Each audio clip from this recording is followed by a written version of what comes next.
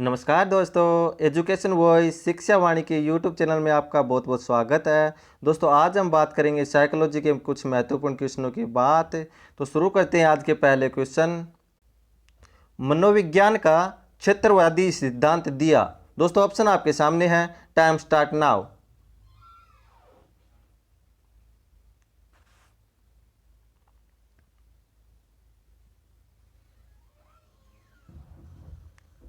तो दोस्तों मनोविज्ञान का क्षेत्रवादी सिद्धांत जो है वो कुर्ट लेविन ने दिया। कुर्ट लेविन ने क्षेत्रवादी सिद्धांत के अलावा तलरूप का सिद्धांत, व्यक्तिकर्षण का सिद्धांत, संघर्ष का सिद्धांत भी दिए हैं। तो दोस्तों बढ़ते हैं नेक्स्ट क्वेश्चन की ओर। एनिमल इंटेलिजेंस पुस्तक लिखी है। दोस्तों ऑप्शन आपके सामने है, टाइम स्टार्ट नाउ।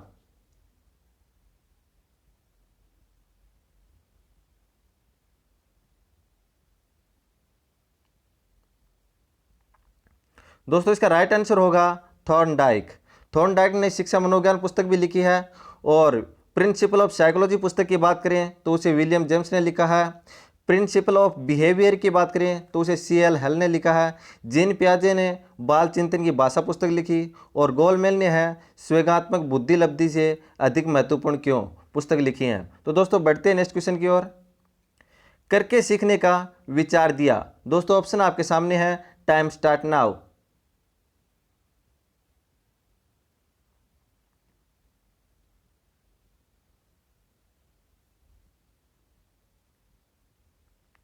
दोस्तों करके सीखने का विचार जो है वो जॉन डीवी ने दिया।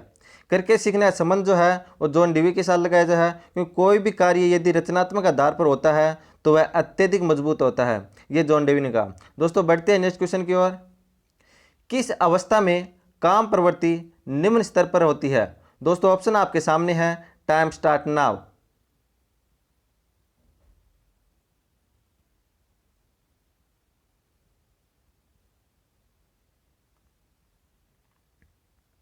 दोस्तों इसका राइट आंसर होगा बाल्यावस्था। फ्राइड ने मानना है कि काम प्रवृत्ति का उद्भव जो है वो शिशुअवस्था में ही हो जाता है, और यह अत्यधिक जो है वो किशोरावस्था में देखने को मिलता है, लेकिन बाल्यावस्था में यह न्यून पाई जाती है। तो दोस्तों बढ़ते हैं नेक्स्ट क्वेश्चन की ओर। व्यक्तित्व मापन की एक प्रक्षेपी प्रशिक्षण विधि नीचे दी गई है, वह कौन सी है। दोस्तों ऑप्शन आपके सामने है, टाइम स्टार्ट नाउ।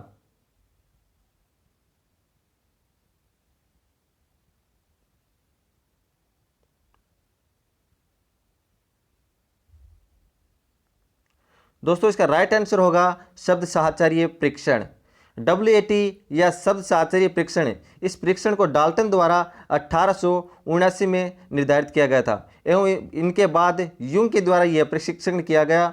वर्तमान में इस परीक्षण में 50 से 100 शब्दों की सूची बनाई जाती है। तो दोस्तों बढ़ते हैं नेक्स्ट क्वेश्चन की ओर। BF स्किनर मनोवैज्ञानिक थे। दोस्तों ऑप्शन आपके सामने है, टाइम स्टार्ट नाउ।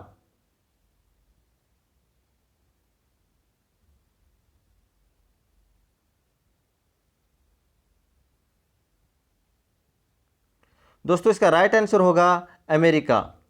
स्किनर ने क्रिया प्रसूता अनुबंधन का सिद्धांत दिया था, जिसमें उन्होंने चूहों को व कबूतरों का पर प्रयोग किया था। उन्होंने ही अभिकर्मित अनुदेशन का सिद्धांत का प्रतिपादन भी किया था। शिक्षा मनोविज्ञान अध्यापकों की तैयारी की आधारशिला है, यह कथन भी स्किनर का है। तो दोस्तों बढ़ते हैं नेक्स्ट क्वेश्चन की ओर। भूख एक चालक है और भोजन एक। दोस्तों ऑप्शन आपके सामने है, टाइम स्टार्ट नाउ।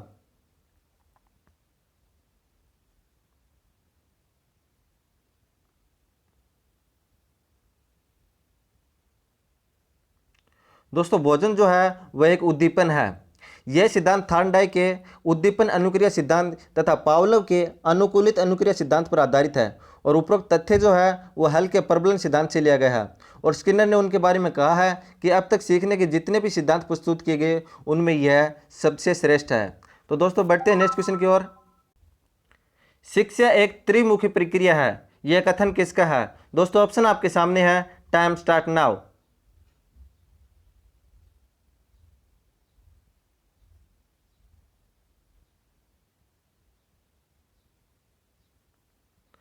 दोस्तों जॉन डीवी ने वर्तमान शिक्षा को त्रिमुखी बताया है, पाठ्यक्रम, छात्र और शिक्षक। दोस्तों बढ़ते हैं नेक्स्ट क्वेश्चन की ओर। कौन से गुणसूत्रों का संयोजन पुरुष शिशु का लिंग निर्धारण करता है। दोस्तों ऑप्शन आपके सामने है, टाइम स्टार्ट नाउ।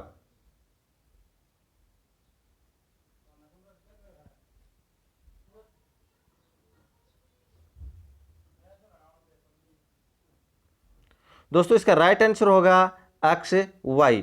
लंबे गुणसूत्रों को एक्स गुणसूत्र तथा नाट्य गुणसूत्रों को वाई गुणसूत्र कहा जाता है। पुरुषों में एक्स तथा वाई दोनों गुणसूत्र होते हैं, लेकिन स्त्री में केवल एक्स गुणसूत्र ही होते हैं।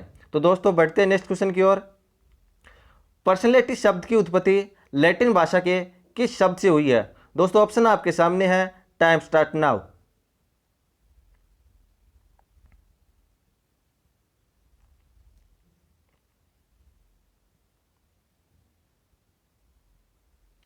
दोस्तों इसका राइट आंसर होगा पर्सोना।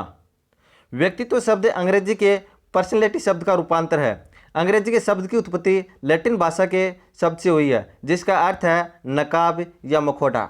दोस्तों बढ़ते हैं नेक्स्ट क्वेश्चन की ओर। व्यक्ति के अंतर्द्वंद्व के समाधान में प्रमुख स्थान है। दोस्तों ऑप्शन आपके सामने है, टाइम स्टार्ट नाउ।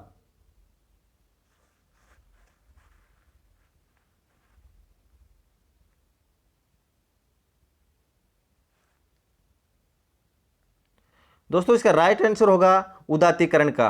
उदात्तीकरण की युक्ति व्यक्ति में अपने असामाजिक एवं अवांछनीय व्यवहार को संशोधित कर वांछनीय बनाने की कोशिश करता है। जैसे प्यार में असफल होने पर लोग साहित्यकार बन जाते हैं। तो दोस्तों बढ़ते हैं नेक्स्ट क्वेश्चन की ओर। मानसिक आयु का विचार सर्वप्रथम किसने दिया? दोस्तों ऑप्शन आपके सामने है, टाइम स्टार्ट नाउ।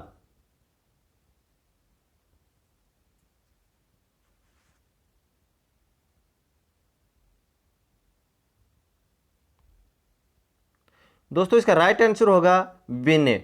मानसिक आयु का सर्वप्रथम विचार जो है वो अल्फ्रेड विने ने 1908 में दिया तथा ट्रमन ने इस विचार को स्वीकार करके बुद्धि लब्धि के विचार को जन्म दिया। तो दोस्तों बढ़ते हैं नेक्स्ट क्वेश्चन की ओर। व्यक्ति की मूल प्रवृत्ति से संबंधित रुचि कहलाती है। तो दोस्तों ऑप्शन आपके सामने है, टाइम स्टार्ट नाउ।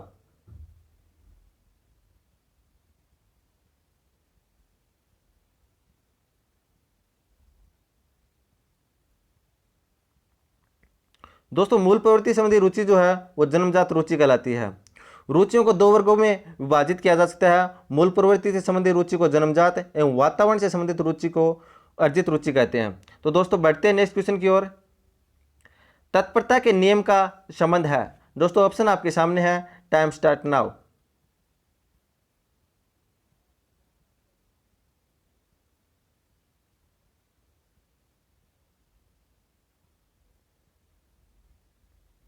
दोस्तों इसका राइट आंसर होगा अधिगम से। थॉर्नडाइक ने अधिगम के 3 मुख्य नियम बताए हैं, तत्परता का नियम, अभ्यास का नियम व प्रभाव का नियम। और सीखने के 5 गौण नियम बताए हैं, बहुप्रतिक्रिया का नियम, आत्मीकरण का नियम, मनोवर्ती का नियम, साहचर्य परिवर्तन का नियम और आंशिक क्रिया का नियम। तो दोस्तों बढ़ते हैं नेक्स्ट क्वेश्चन की ओर। दूसरों के मन मनोभावों को जानने की बुद्धि जिस व्यक्ति में हो वह बुद्धि कहलाती है। तो दोस्तों ऑप्शन आपके सामने है, टाइम स्टार्ट नाउ।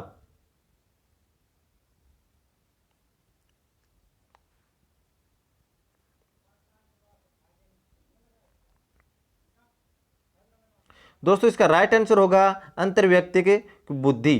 दूसरों के मनोभावों को जानना तथा उसके अनुरूप अनुक्रिया करना इस बुद्धि के अंतर्गत आता है, जैसे राजनेता, चिकित्सक, विक्रय अधिकारी।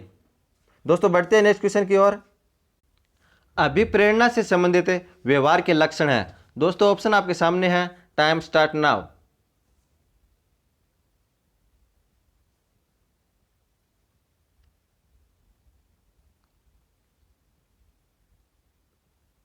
दोस्तों इसका राइट आंसर होगा उत्सुकता। अभिप्रेरणा देने के पश्चात विद्यार्थी के व्यवहार में कौन से लक्षण आते हैं, इस बात की जानकारी शिक्षक को अपेक्षा है। इसलिए विद्यार्थी के निम्न लक्षणों के द्वारा अभिप्रेरित व्यवहार को जाना जा सकता है, जिसमें उत्सुकता, शक्ति, गतिशीलता, संगति, निरंतरता, तनाव मुक्ति, एकाग्रचित्त, मनोयोग आदि के द्वारा। तो दोस्तों बढ़ते हैं नेक्स्ट क्वेश्चन की ओर। अधिगम स्थानांतरण में सामान्य तथा विशिष्ट अंश का सिद्धांत किस मनोवैज्ञानिक ने दिया? दोस्तों ऑप्शन आपके सामने है, टाइम स्टार्ट नाउ।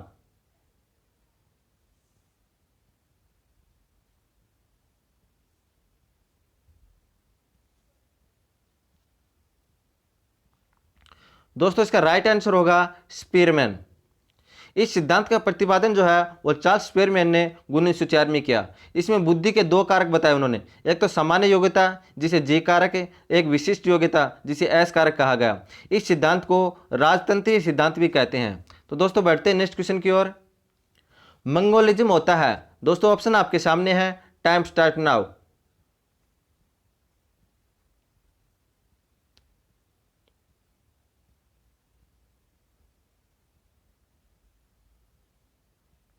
दोस्तों इसका राइट आंसर होगा मंदबुद्धि।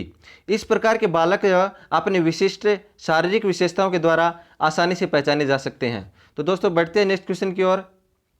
मनोविज्ञान अध्ययन है, दोस्तों ऑप्शन आपके सामने है, टाइम स्टार्ट नाउ।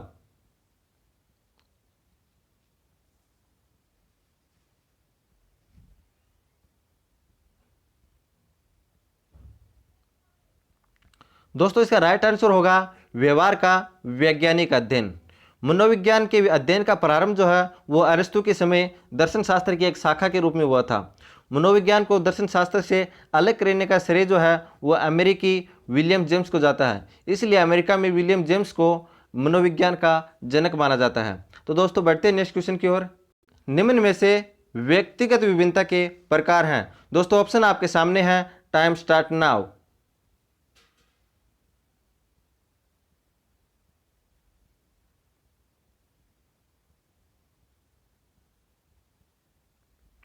दोस्तों इसका राइट आंसर होगा सभी। जेम्स ड्रेवर के अनुसार कोई भी दो व्यक्ति का परस्पर एक सा न होना व्यक्तिगत विभिन्नता है, जिसमें शारीरिक विभिन्नता, मानसिक विभिन्नता, स्वेगात्मक विभिन्नता, रुचि में विभिन्नता, विचार में विभिन्नता, सीखने में विभिन्नता आदि। तो दोस्तों ये थे हमारे साइकोलॉजी से संबंधित महत्वपूर्ण क्वेश्चन। आपको कैसे लगे कमेंट करके ज़रूर बताना और लाइक शेयर एंड सब्सक्राइब करना मत भूलना। जय हिंद।